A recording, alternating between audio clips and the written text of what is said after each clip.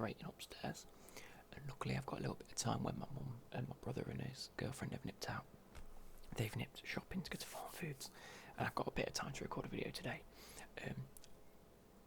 They've filled the bathroom up to the brim with everything that's in their bedroom because that's what they're decorating. And so I haven't been able to have a shave. And I don't particularly want to have a shave in the shower, that's a bit weird. Oh, it's all minging. Anyway, ignore this. I've got a little bit of my drink left. I've got a really phlegmy throat at the minute. I think the hay fever's sort of getting to me a bit. However, we have the return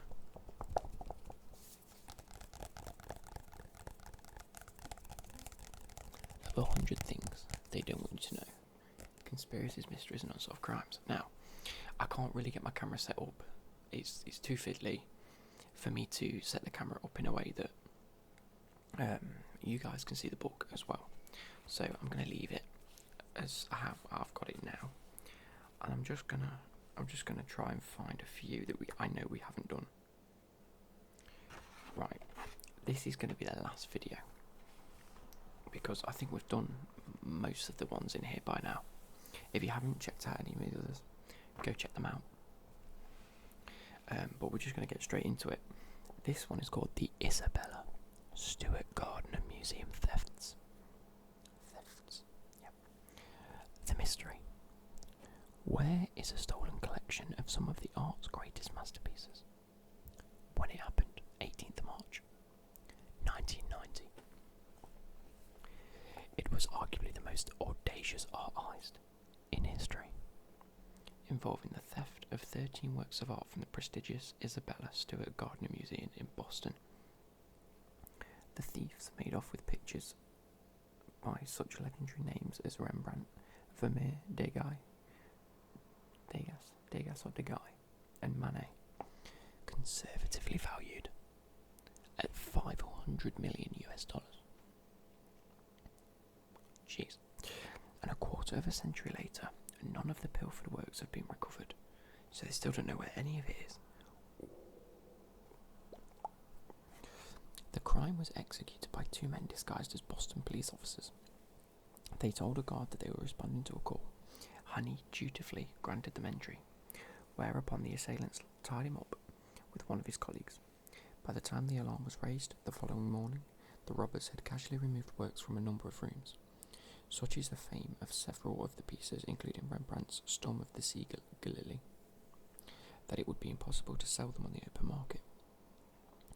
Furthermore, the way the thieves made their way from floor to floor suggests this was perhaps theft to order, undertaken for some Blofeld-like supervillain with a private gallery.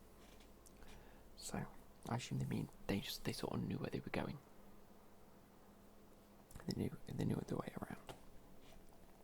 The FBI's efforts to recover the masterpieces has so far met with failure. There is strong reason to believe that the plundered art has travelled extensively around Massachusetts, Connecticut and Philadelphia, but despite confirmed sightings of at least some of the works in the early 2000s, the trail has gone cold again. I've just had to go and answer the door for a delivery, and I ran up and down the stairs and I'm knackered.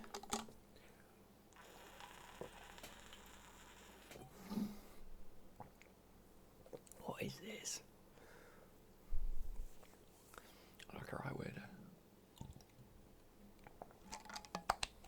But I'm digging the long, thick hair. My hair's finally got thick again. Let's carry on. In 2013, the Gardner Museum and the FBI jointly offered a $5 million reward for the art's safe return. Imagine you own this and you think, I could return this for $5 million. Or I could try and sell it on for $500 million. You won't give it back, would you? With the statute of limitations for the original theft having expired, it was also suggested that anyone who subsequently handled the stolen property might receive immunity from prosecution in return for their cooperation. Yet the appeal yielded nothing. Instead, the best tip-off to date came in 2010, when the FBI received intelligence leading them to 3 men with organised crime connections. Despite this, none was charged with any felony, and in 2013 only one of the 3 was still alive, and still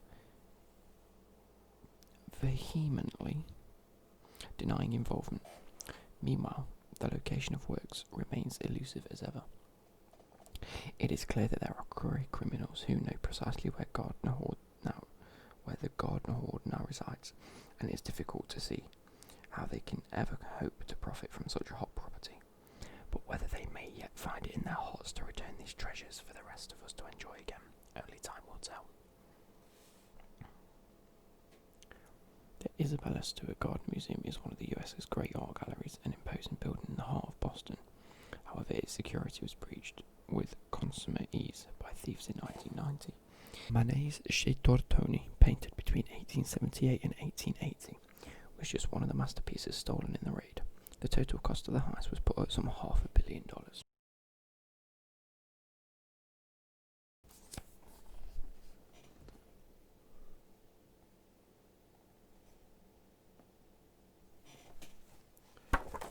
I mean, it's a pretty ugly building for an art gallery, isn't it? It's obvious that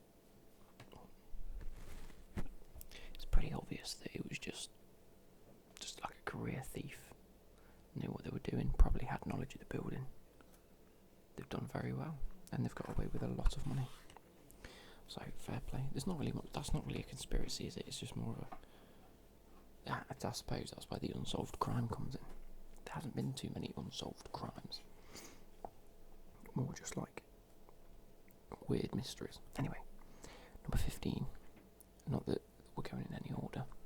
That was 14, but we've done like 67. Liston versus Ali. This is Sonny Liston. I'm going to go Sonny. And Muhammad Ali. So the mystery: did heavyweight legend Sonny Liston take a dive against his great rival? When did it happen? 25th of May 1965. Now, I like my boxing more recently than ever before. You know, with the likes of Tony Bellew and AJ and Tyson Fury and Wilder and, you know, all the big fighters at the minute. So this is going to be interesting. Sonny Liston and Muhammad Ali fought each other twice. Their first bout in 1964 saw Ali, then known as Cassius Clay, I'm going to go Cassius, because it's double S, sensationally defy the odds to overcome the champion Liston in the 7th round. Their rematch a year later lasted less than a round, with Liston hitting the floor, after apparently receiving a punch that millions of fans believe never connected. Did Liston, as many have claimed, throw the fight? I mean, Cassius Clay / Muhammad Ali he was taller, but he had less of a reach by like 5 inches. Fair play. Fight of the century is a much overused phrase, but the second Liston Ali bout had a legitimate claim to the title. On the 25th of May 1965 in Lewiston, Maine, the two boxers clashed for the second time. Clay, now called Muhammad Ali, was well on his way towards greatness, but only a full discounted Liston's threat. And yet, about halfway through halfway through round 1, Liston hit the canvas like a sack of potatoes. It literally says that. That's pretty cool. The referee counted him out, and a vast live and televised audience was left feeling strangely cheated. I'd feel a bit underwhelmed. It could be the right, I've just seen a photo. It could be the commentator, but it could also be Danny DeVito. Just saying. Their chief complaint was that it did not look as if Ali had caught Liston with a punch of any power, and so began the legend of the so-called Phantom Punch. Many simply believe Liston had taken a dive. The famous sports writer Jimmy Cannon said that Ali's strike couldn't have crushed a grape, although other commentators spoke instead of devastating as sort of amazing speed. Rumours that he had thrown the fight nonetheless plagued Liston right until his apparent suicide in 1971. If he did dive, of course, it is possible that someone paid him enough to make it worth his while. Alternatively, there are suggestions that Liston was in debt to some serious underworld figures. Was the fight his way of paying them off?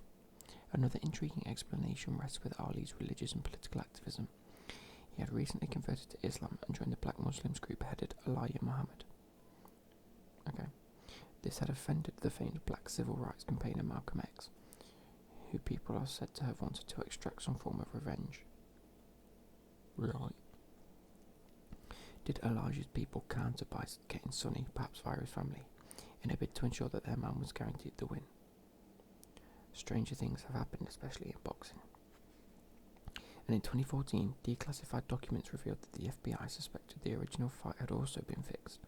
In 1966, memos to the FBI director, J. Edgar Hoover, mob-connected... In 1966, memos to the FBI director, J. Edgar Hoover, mob-connected Las Vegas gambler Ash Rennick was accused of arranging the result. Ali Liston, a legendary rivalry where everything was not as it seemed. This one's a bit controversial. So, the fight of the century, Liston and Ali were two of the greatest fighters who had ever lived, and their various bouts captured global attention. So why was the second in the series an utter anticlimax? There's Muhammad Ali in his greatest form. There's Liston. There's Danny DeVito. I suppose one may look back in hindsight and say, I haven't seen the punch. It's probably available on YouTube somewhere. Yeah. Speed can often be better than power. Speed can create power if you hit something fast enough. You know, if you hit something going 30 miles an hour, it's going to do more damage than hitting someone going 10 miles an hour. Alternatively, it depends where you hit them when you do 10 miles an hour than where you hit them when it does 30 miles an hour. There's many different things. He could have connected. If the actual commentators and the people there say that it probably didn't land, then maybe it didn't. You know, I'm thinking back to 1965 and thinking that if this was just people on TV, and people watching it at home, they maybe have the illusion that, you know, the TV wasn't capturing the correct frame rate, maybe punched so quick that it didn't quite capture his punch. But if the people there were saying that it didn't look like he even hit him, then maybe he didn't. Also, on the flip side of that, I've watched fights and a guy's been knocked out and I've gone, wait, what? And it's not until you see the replay or you see an alternative angle. Like, I don't know, someone's gone for a right hook, he's dodged one and he's just come under, he's hit him, but the camera hasn't caught that. So all you've seen is a guy duck under and a guy fall back. And it wasn't until you've seen the other angle that you've seen a different sort of punch. So maybe, I'm not saying that happened, but maybe it was a case of perspective is a big thing. Maybe it didn't look like he punched, but maybe he really did. You maybe caught him so cleanly. I mean, that's the mystery, isn't it, Luke?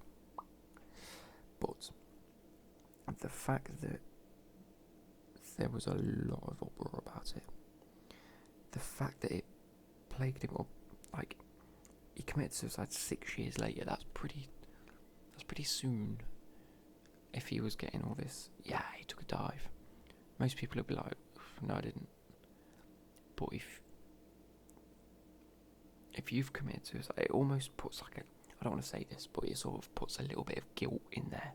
It's sort of like, did he commit suicide because he felt guilty and couldn't live with the fact that he threw away his career when he was at the peak? Like you say, he was arguably the better fighter at that time. Not arguably, he was the better fighter at that time. He was the undisputed champion, wasn't he? The champion Liston. Or had he been paid off and then couldn't live with it, or Maybe he didn't commit suicide. Maybe he was killed off by mob bosses that wanted him dead. Regardless, let's move on to the next one, and the final one of this whole series. The Irish Crown Jewels. Was the identity of the thief who stole Ireland's regalia of the Order of St. Patrick covered up?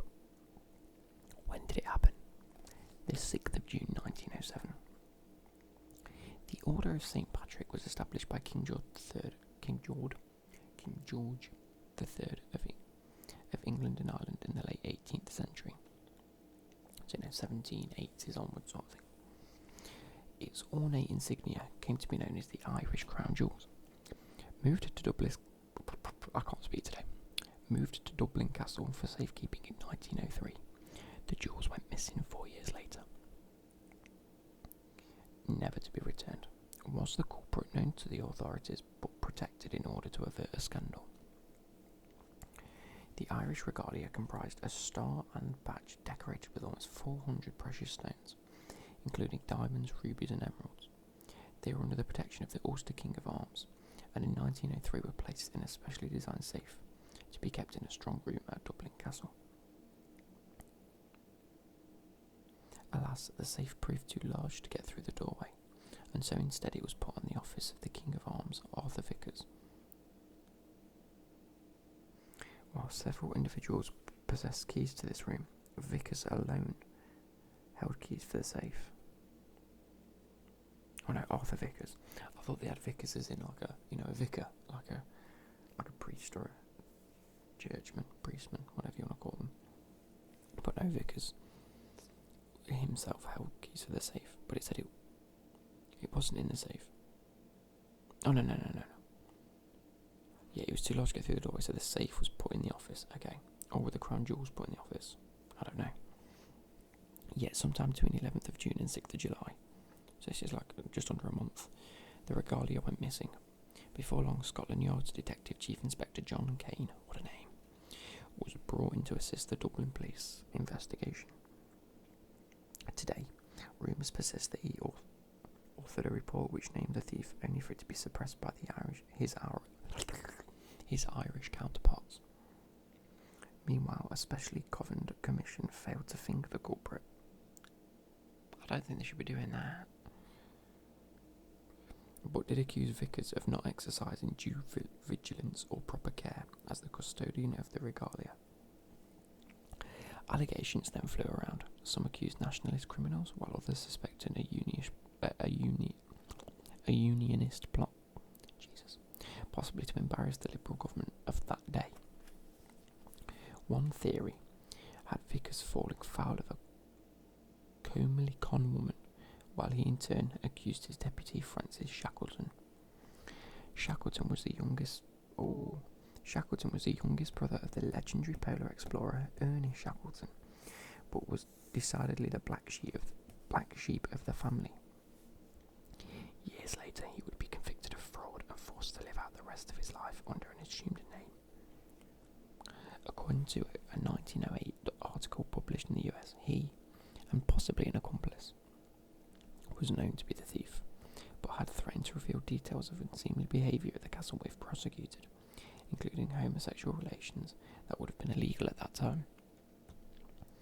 Left as a scapegoat for the affair, Vickers had little choice but to resign, though he later fought and won a libel case against the Daily Mail. Fuck me, he was fighting Daily Mail even back then. He died an embittered man in 1921, shot by IRA insurgents. The evidence available today suggests he had good reason to feel aggrieved. This says Irish Stew, Maine. A view of impressed and imposing Dublin Castle where the crown jewels lived. An inset. The ill-fated King of Arms, Arthur Vickers, who considered himself a fall guy for the theft.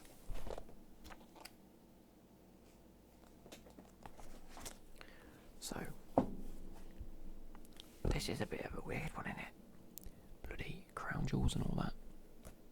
My eyes are sore.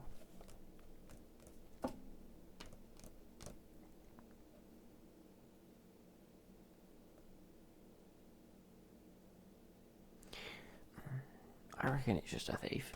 someone's probably nabbed it. Like,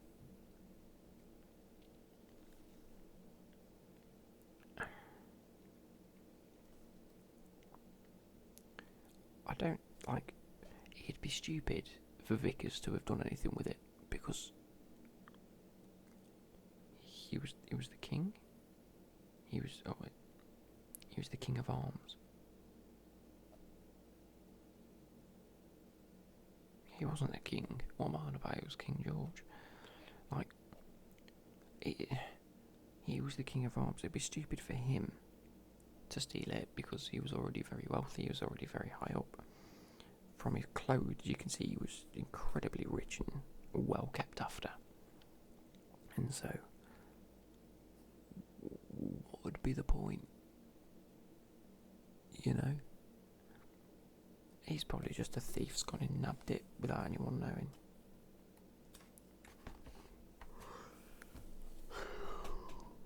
Anyway, I hope you guys have enjoyed this. I'm falling asleep again, and it's like, what, 1:30 midday. I hope you guys have enjoyed this. It is the last one I'm doing, so from now on there will be no more. 100 things they don't need to know. So I shall catch